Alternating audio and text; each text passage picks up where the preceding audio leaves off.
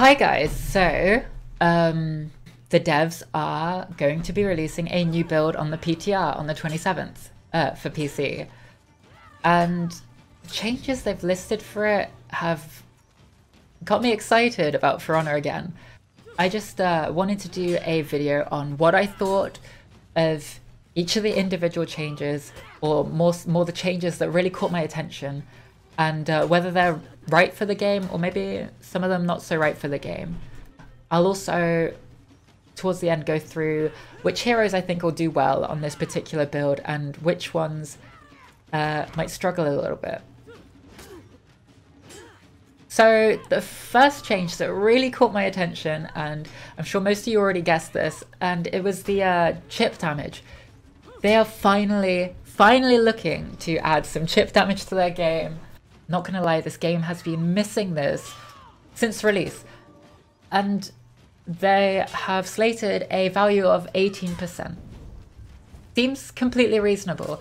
I would have gone a bit higher just for the test, because it's a lot easier to tell when something is too much rather than when it's too little, you know? And you don't want to introduce chip damage and for it to do nothing. As per usual with these devs, there's got to be one guy in the office who, I don't know, who comes up with stupid ideas, it seems, and for some reason they can't get rid of him.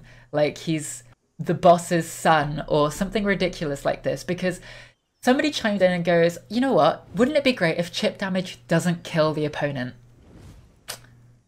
Why have you added chip damage to your game then? Why add it at all? You've added chip damage to your game to do something, specifically to break down this so-called turtle meta. And yeah, chip damage is going to do a great job of that if it kills the opponent. But if it's not going to kill them, then as soon as they're down to that last bit of HP where they can't get killed from chip damage, guess what? The game's going to be exactly the same as it was before. People will be turtling the shit up, and it's like back to square one. So I'm sure they'll take that back. I'm sure they'll take it back. I mean, it's just a test, right? Anyway, the next thing that caught my attention was a fix for the zone flicker. Yay, a fix for the zone flicker. Not the fix I would have gone for, because the fix they seem to have gone for is just reducing the buffer time.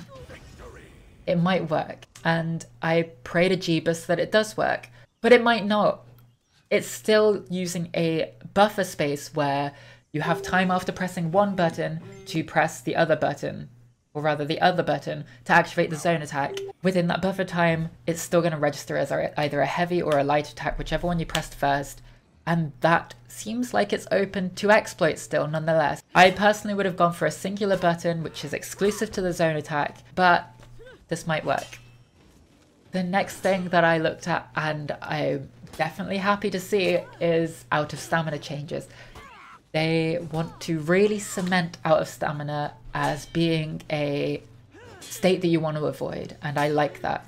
First, slower dodges when you're out of stamina. Yes, no more peacekeepers supposedly completely out of breath, bouncing off the fucking walls like they're on speed. No, gives you more chance to punish these dodges, possibly getting an uncountable guard break in there somewhere. Yeah, I like it. Secondly, weaker blocks when you're out of stamina. I assume what this means is that the chip damage while you're blocking and out of stamina is bumped up, maybe to like 25% rather than 18%, maybe even 30% rather than 18%. Okay, that seems scary. I like it, but still, chip's not going to kill you. So if you're on 1 HP and you're out of stamina, who gives a fuck? You're just going to block everything and you'll be fine. Makes no difference. And lastly, for the out of stamina changes, it's that same fucking guy suggesting, you know what guys, let's have it so you can't parry while out of stamina. Why? Why? Who does that help? The aggressor wants you to be able to try and parry something. There were plenty of mind games revolving around forcing somebody out of stamina to parry, but now they can't parry. In fact, with chip damage added to the game, there's even more room for out of stamina. You no longer need that unblockable to bait out that parry while they're out of stamina. You can do it with normal attacks now. If you've got a berserker wailing on an out of stamina person, hit them with 2 heavies, going into the 3rd heavy, and the defender's all of a sudden going, oh shit, I really don't want to take this much chip damage, especially if the chip damage is bumped while they're out of stamina. I'm gonna parry it. And oh, lo and behold, it's a bait. You've now opened them up further because you've gone for the parry, they parry you back and you're on the floor.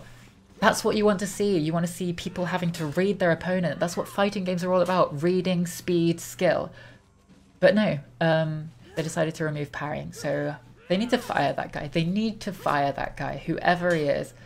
But like I said before, it is just a test. So they're just testing it. But they said they were on the edge about adding this. Like, are you really, you're on the edge about adding this? Is obviously a stupid fucking idea. But yeah, people make mistakes. One guy seems to be making a lot of fucking mistakes.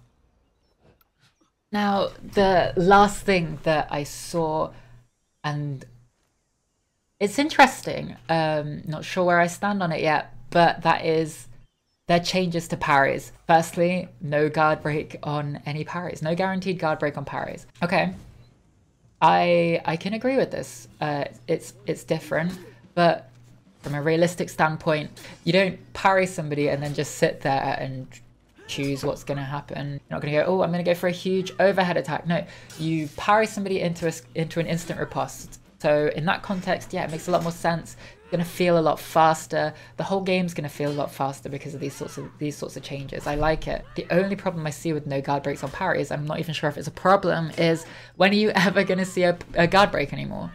You're going to see one when you bait out a deflect and you catch them with a guard break instead mid-dodge. Yes. You're going to see one when you dodge a move like a ward and shoulder bash. Yes. You might even get one if you bait out a parry and you guard break them at the starting frames of the heavy. But apart from that, you're going to see a lot fewer guard breaks this build. So I like the faster flow of the game. I like that. So we'll see how it plays out.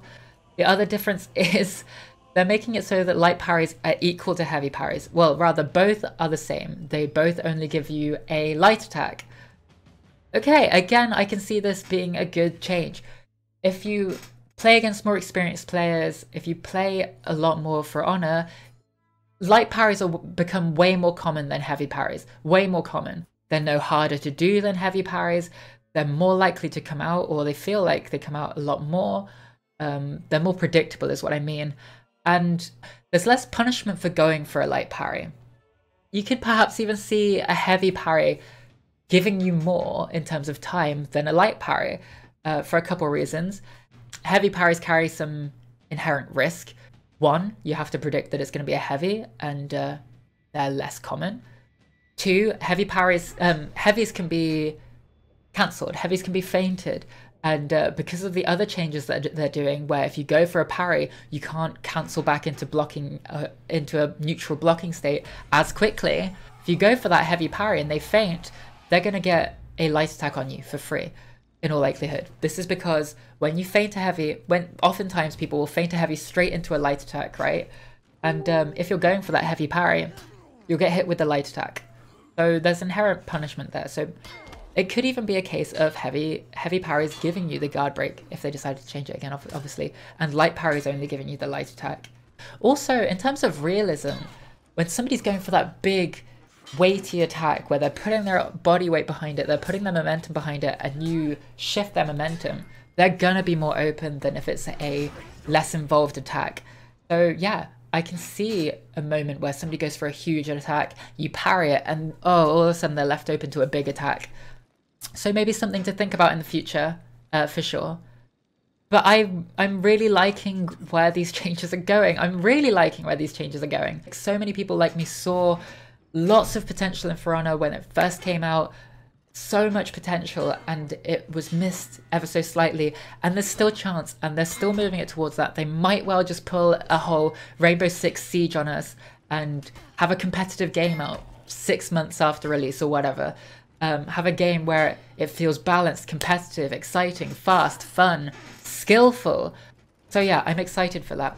Maybe still some changes to come, or maybe still some changes needed, but I'm excited. I was going to go over the heroes and how I think that they'll fare in this build.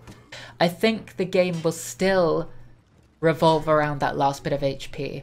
Who can open somebody up at the end? Because chip damage isn't going to kill them. You still need to open them up at the end. They could still turtle forever and no amount of chip is going to kill them. So in a similar vein to how it is now, the characters that do a good job of opening people up are going to do well during this build too. I'm looking at Warlord. I'm looking at Warden potentially as well. Maybe Warden more so during this build than previously. And I'm looking at possibly even Centurion too. Warlord for a couple reasons. His headbutt, you could chip them down to 1 HP, then get a headbutt for the last bit of damage. Easy peasy. Warlord has an instant response to that no chip kill thing. Combine that with Warlord's already strong kit in all areas, I feel like Warlord's going to do good in this patch. And who expected otherwise? Warlord's got a pretty all-encompassing kit. But I agree with bringing out the big changes to the game first, then hero balances after. I said Warden as well. This is largely because of high damage attacks. Lights do average damage, heavies do good damage. So good chip damage there. Maybe doesn't do so well in the feint game, but when it comes down to it, when it comes down to a low amount of HP, Warden does have options for opening somebody up in the form of shoulder bash. So I feel like Warden has some options here and will do well. Lastly, I said Centurion, and I said Centurion for a couple reasons. The plethora of unblockable moves, or rather moves that chain into damage, they look good for the other part of Centurion's kit, which is his stamina game is so strong, and they're really putting you under pressure when you're out of stamina during this build. So Centurion drops them out of stamina effectively, then puts the pressure on with unblockables. No parry when you're out of stamina, so unblockables galore. On Centurion, you can go into an unblockable, and they have no parry, so they can't stop this chain. Throw a heavy that hits a block, and will do some chip damage. And then your second heavy comes out, which is an unblockable. You can charge it up and then soft cancel this into a guard break. You'll get the noise and visual cue, if there's any degree of latency whatsoever, that it's going to be an unblockable attack. They're going to dodge because they want to dodge that unblockable attack. And you can get the free guard break from the soft feint into guard break. So I think Centurion's going to be very strong.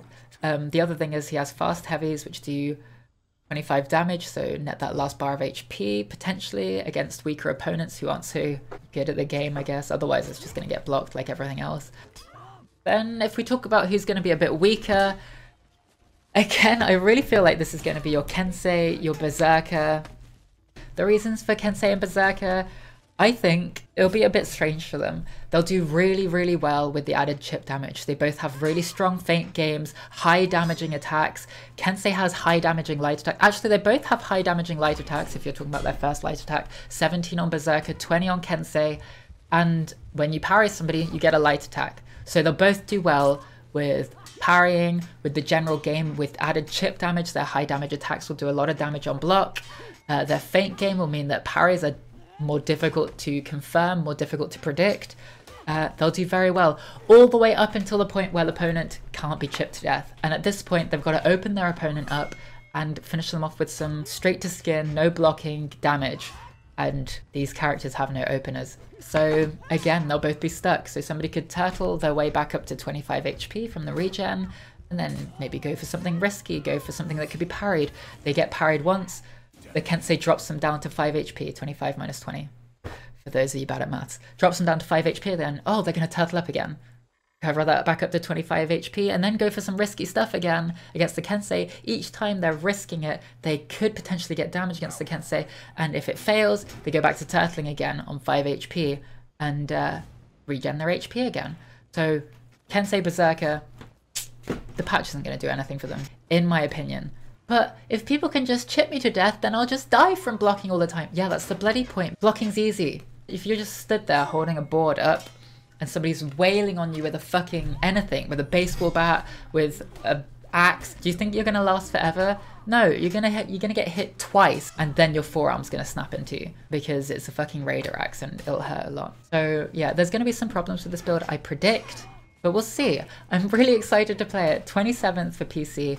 I can't wait. I really want For Honor to reach its potential, and I really want to see some high-level competitive gameplay that's fun to watch. There is high-level gameplay. There's great players on this game. There's loads of really good players with amazing reactions, with amazing adaptability, but you can't see it. If you watch a high-level game, there's nothing to see. It's just somebody running out, running back, doing some cheesy move, running out, running back, doing some cheesy move.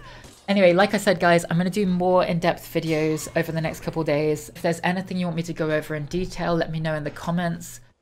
Generally though, like, comment if you enjoyed the video, if you, like me, want to see Bronner reaching its full potential, reaching that full competitive viability, subscribe if you like my content, if you want to see future content from me, and comment to push my channel in the way that you want it to go, if you want it to go. For those of you who keep asking, yes, I do stream on Twitch. I stream pretty much every day.